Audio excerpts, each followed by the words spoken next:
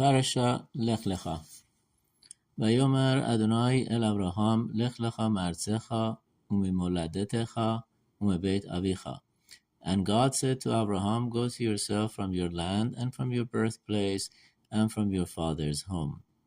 One would expect the Torah to introduce Abraham Avinu in a more auspicious manner. The Torah should have mentioned the background of the first person who God chose to be the progenitor of his people, the individual who on his own discovered the existence of God, the man who rebelled against a world filled with pagans. Who was he? From where did he originate? What did he do in his youth and middle age? Our introduction to Abraham, our father, is God's command to him, Lech Lecha, go for yourself. The various commentators address this question, each offering his own response. Perhaps the most direct answer is that nothing which occurred until this point in time was inherently Jewish. His background did not specifically pertain to Abraham as a Jew. Abraham acknowledged the existence of a supreme creator and ruler very early in his life. He believed in God and became a proponent of this belief. He exemplified spirituality while he reached out to help and sustain the world both physically and spiritually. It was not, however, until God told him Lech Lecha, meaning go to yourself or go for yourself, that he received his mission in life. This mission is not Abraham's alone. To perfect the spiritual nature of all mankind is the reason d'etre of the entire Jewish people. The positive influence of our spiritual and moral life is to bring blessing to humanity by bringing the world closer to God. The Jew is supposed to be the spiritual source of refinement and knowledge that illuminates a world of darkness. Until this juncture, Abraham had lived as a single virtuous man who believed in one God. He was nonetheless a human being. A new phase of rebirth in Abraham's life began with God's calling. He now had a mandate, a mission to be carried out and transmitted to his descendants. The plan for creation of a world of equality, with everyone sharing equally in the divine mandate, ended after 2,000 years of failure. Now this mission was transferred to one person who would father a nation that was to be God's chosen people. In truth, the beginning of Abraham's life as a Jew began at this point in time. Everything else is just history. Go forth from your land and from your birthplace and from your father's house to the land I will show you. Logic dictates that upon leaving his environment, an individual begins to contemplating that which is closest to him, his father's home. He then proceeds to separate himself from his birthplace and lastly from his land. Why does the pasuk, meaning the verse, list a sequence that seems unnatural? First, God tells Abraham to leave the land, then his birthplace, and finally his father's home. A number of commentators respond to this question. The Ma'or VaShemesh cites the Rambam Maimonides in Hilchot Deot, who posits that a person's character is influenced by his surroundings. Obviously, the closer and more intense one's relationship is to his surroundings, the greater and more dominating is the influence. Consequently, one's parents exert the greatest influence. The impressions one holds of his childhood growing up in his parents' home leave a lasting effect upon his personality. The filial bond a child develops with his parents makes him susceptible to their influence. The second level of influence is one's immediate surroundings, his family, friends, neighbors, and those acquaintances with whom he comes in contact on a daily basis. True, they are not as close as one's parents, but they do play an integral role in shaping one's personality and perspective. Last is the environment and culture one lives in, the people in one's country, their spiritual moral outlook, their character traits, and the entire communal atmosphere creates a predisposition towards a certain way of life.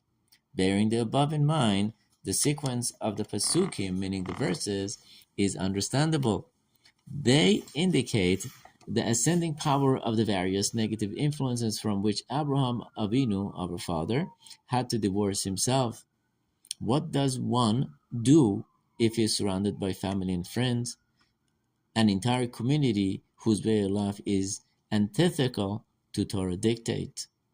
The response is to break away slowly, first to remove oneself from those influences from which it is easiest to separate. It is much easier to ignore one's community than it is to isolate oneself from his family and close friends. Furthermore, one's inner circle of friends and family do not exert as imposing as an influence. Step by step weaning of one's relationship from negative influences will one emerge successfully. One question regarding Abraham Avinu behavior should be addressed. If the environment was so evil, if idolatry was so rampant, why did Abraham permit himself to remain there? Why was it necessary for God to command him to leave? He should have realized on his own that in order to maintain his beliefs, he must abandon his home. We may suggest that Abraham, as devoted as he was to his fellow man, was concerned for the spiritual welfare of his community. He felt that he must do everything possible to reach out to them. God told him that there is a time and place for everything. Being all alone in a decadent society was detrimental to his own spiritual growth.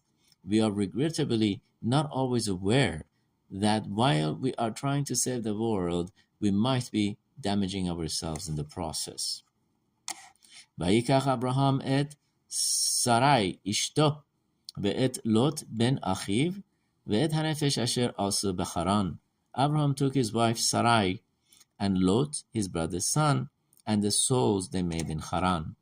Rashi comments that these souls refer to the people who Abraham and Sarah converted to faith in God.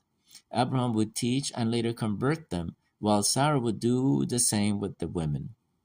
Rabbeinu Yonah posits that Abraham reached out to the pagans as a purely altruistic gesture.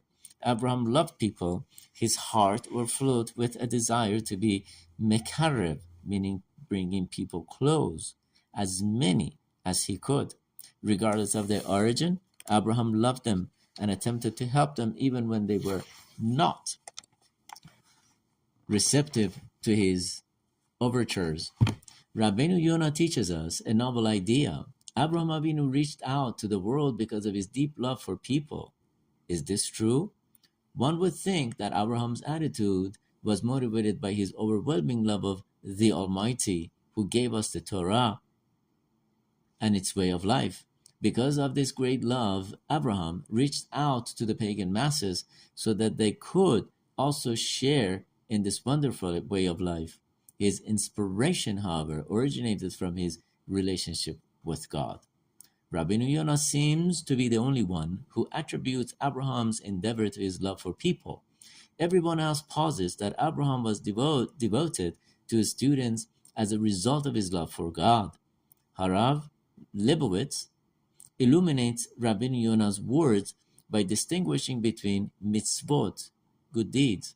He posits that one cannot compare the mitzvah of harbot Torah, meaning dissemination of Torah, to that of any other mitzvah. The mitzvah of tefillin or lulav does not demand that one love the actual tefillin or lulav. It is sufficient that one perform the mitzvah with the correct intentions. At the same time, he must love God, who has done so much for him. The mitzvah of disseminating Torah, however, is different. In order to succeed in bringing the unaffiliated closer, one must possess a genuine love for them. If it is apparent that no love is lost between the teacher and his student, he is probably wasting his time. His success will be either short lived or defective. The Torah that flows from teacher to student must be unimpeded. There must be a bond of love and mutual respect between the two.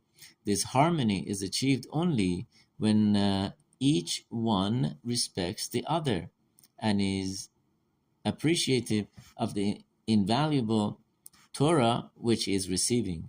A student, especially a young child, senses when a teacher has no real interest in his teaching.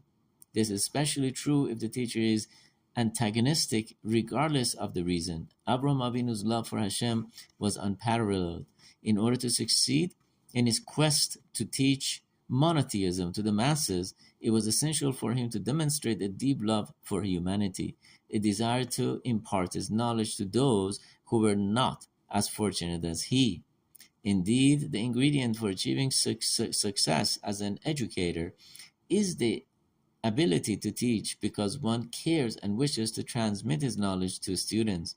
Without this sensitivity, the chances that success will be the chances are that success will be elusive. ויעתק משם ההרה ויתע אוהלה ויבן שם מזבח לאדוני ויקרא בשם Hashem. From there, he relocated to the mountain and pitched his tent, and he built there an altar to God and invoked God by name. The commentators interpret Abraham's invocation of God's name to mean that he was proclaiming God's name to the world by teaching monotheism. His goal reached fruition, numbering converts in thousands. The Ramban Nachmanides questions the fact that only Abraham and Yitzchak have been cited as invoking God's name. Why is this mission not mentioned in regard to Yaakov or Jacob? He explained that Yaakov's outreach to the world was accomplished via his Adat Israel, meaning his 12 sons, his family. They were each great righteous people, the forebearers of an entire congregation submissive to God. Through the establishment of this family congregation, God's name spread throughout the world. Harav Simcha Zissel Broid observes that although Abraham reached out to the thousands of people, his mission was short-lived. On the other hand, through his small community, Yaakov, our father, was able to build a belief in the Almighty that has endured until this day. We derive from here that the most successful method for lasting outreach is to establish a solid core of students. This means will develop into an effective instrument for reaching out to others. Such a Torah community encompasses every aspect of its existence as it governs our daily lives endeavor. Above all, the student-Rebbe relationship, the student and the teacher relationship remains as a stable vehicle for promulgating the Torah ethic. Indeed, if we were to take a survey of every Jewish community in the country which has survived as a viable and a vibrant Torah center, we would discover that all have one thing in common: the establishment of either a strong Jewish day school or a yeshiva gedula without a strong focus for teaching Torah. The community will not endure. Yaakov Avinu did more than teach Torah. He established a Torah community whose nucleus was the school constituting his 12 sons. And the steward of my house is Damasek Eliezer. Rashi cites a number of definitions for the word Damasek. Targum Onkelos notes that Eliezer came from Damascus, hence the name Damasek is a reference to the city from which he originated. In the second interpretation cited by Rashi, Damasek is the city to which the kings were chased prior to their defeat. In the last interpretation, Damasek is an acronym for two words, Dole Umeska, referring to Eliezer's attitude towards studying Torah, transmitted to him by his great Rebbe, Abraham.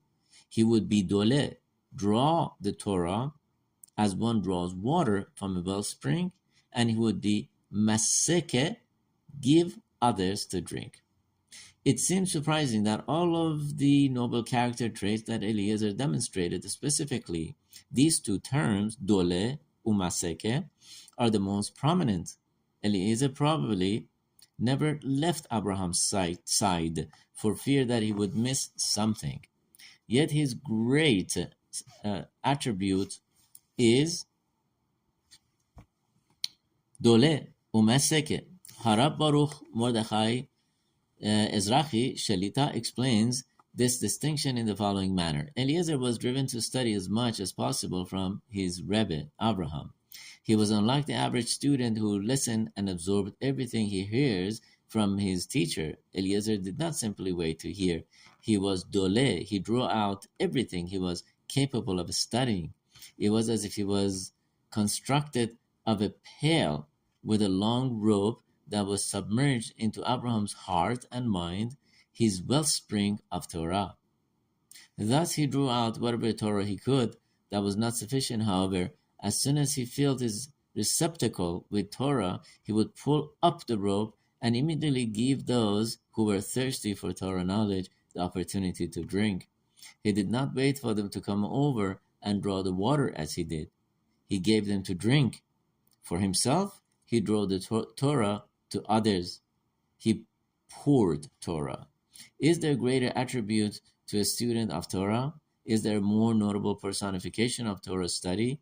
Eliezer wanted to amass as much Torah knowledge as there was because he wanted to teach it to others.